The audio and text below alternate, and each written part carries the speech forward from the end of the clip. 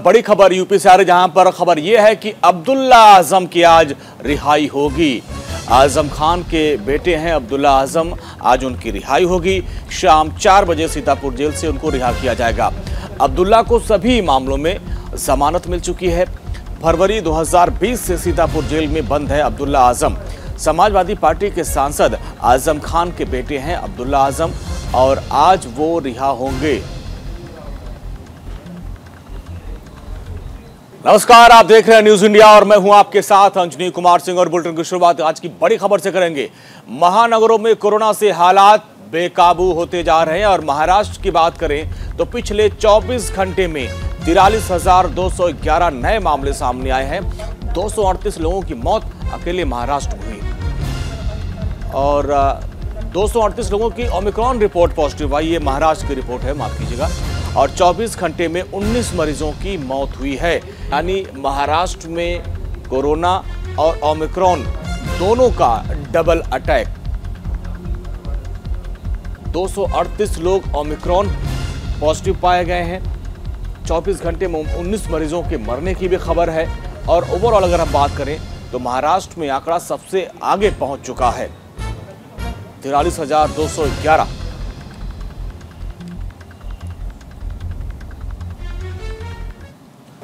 चलिए आगे बढ़ते हैं। ये बड़ी खबरें हैं और आज दिन की जो बड़ी खबर है उस पर भी हम नजर डालेंगे, क्योंकि आज बीजेपी की बड़ी बैठक है और उम्मीदवारों के नाम का ऐलान किया जाएगा।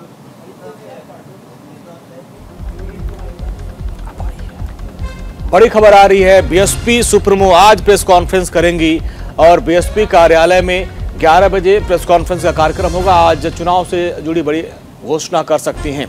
तो बीएसपी सुप्रीमो मायावती आज प्रेस कॉन्फ्रेंस करेंगी और आज उनका जन्मदिन भी है और इस मौके पर आज वो कुछ बड़े ऐलान भी कर सकती हैं। 11 बजे वो पीसी करेंगी बीएसपी के दफ्तर में मायावती। और इस दौरान माना जा रहा है कि चुनाव की तैयारियों को लेकर, चुनाव के उम्मीदवारों को लेकर कुछ और बड़ी घोषणा वो कर सकती है, क्योंकि पहले चरण के चुनाव में अब समय कम बचा हुआ है। और आज बीएसपी सुप्रीमो मायावती का जन्मदिन भी है और बीएसपी उनके जन्मदिन को जन कल्याणकारी दिवस के रूप में मनाती है। और आज फिर 11 बजे एक प्रेस कॉन्फ्रेंस भी होगी बीएसपी सुप्रीमो मायावती की, और जिसमें वो कुछ बड़ी घोषणाएं कर सकती हैं और खासकर हो सकता है चुनाव से संबंधित कुछ बड़े ऐलान वो करें। तो 11 बजे का इंतजार करना होगा।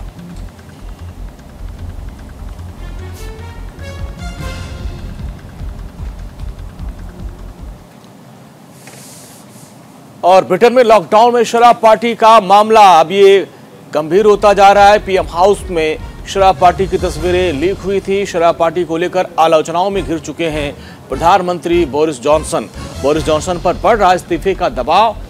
हालांकि पीएमओ की तरफ से माफी मांगने की भी खबर आ गई है। ब्रिटेन की एक प्रमुख सट्टा कंपनी वेटफेयर का यह दावा है कि ब्रिटेन के अगले प्रधानमंत्री बन सकते हैं भारतीय मूल के ऋषि सुनक। तो अब लगातार जो विपक्षी हैं प्रधानमंत्री पर इस्तीफे का दबाव दे रहे हैं, क्योंकि जब लॉकडाउन के दौरान पार्टी हुई थी तो एक ईमेल किया गया था कि भाई अपनी अपनी शराब लेकर आए, पार्टी करनी है। और ये ईमेल लीक हो गया, जिसके बाद से लगातार प्रधानमंत्री बोरिस जॉनसन पर इस्तीफे का दबाव बन रहा है। और इस दौरान एक सट्टेबाज ने दावा किया है कि भारतीय मूल के प्रधानमंत्री हो सकते हैं और बोरिस जॉनसन इस्तीफा दे सकते हैं। ऋषि सुनक का नाम सामने आ रहा है।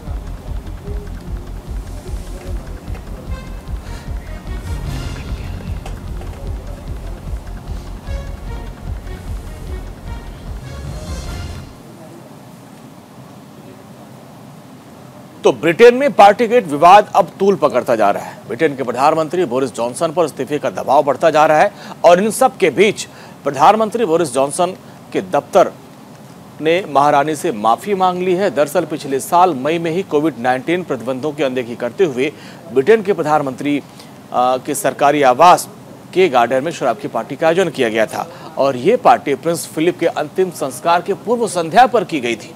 और उस वक्त महारानी एलिजाबेथ द्वितीय ने कोविड प्रतिबंधों का पालन करते हुए प्रिंस के अंतिम संस्कार में हिस्सा लिया था।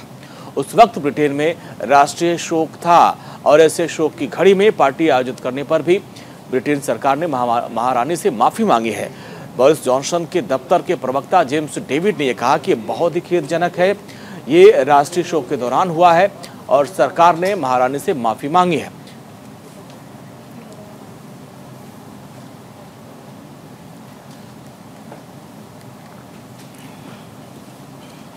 चलिए आगे बढ़ते हैं। नॉर्थ कोरिया ने एक बार फिर से मिसाइल परीक्षण किया। इस बार अमेरिका के प्रतिबंध को धता बताते हुए किम जोंग उन ने 2 कम दूरी वाले बैलिस्टिक मिसाइल का परीक्षण किया है और इस तरह इस महीने इस तानाशाह ने तीसरा मिसाइल टेस्ट कर दिया है। साउथ कोरिया के चीफ ऑफ आर्मी स्टाफ ने कहा है कि 11 मिनट के अंतराल पर 2 मिसाइल वेस्टर्न नॉर्थ प्योंगयांग से दागी गई है और इस इलाके को उत्तर कोरिया के मिसाइल का बेस कहा जाता है। उत्तर कोरिया ने इस महीने सबसे पहले हाइपरसोनिक मिसाइल का परीक्षण किया, दुनिया को चौंका दिया था। इसके बाद उत्तर कोरिया ने एक और मिसाइल का परीक्षण किया।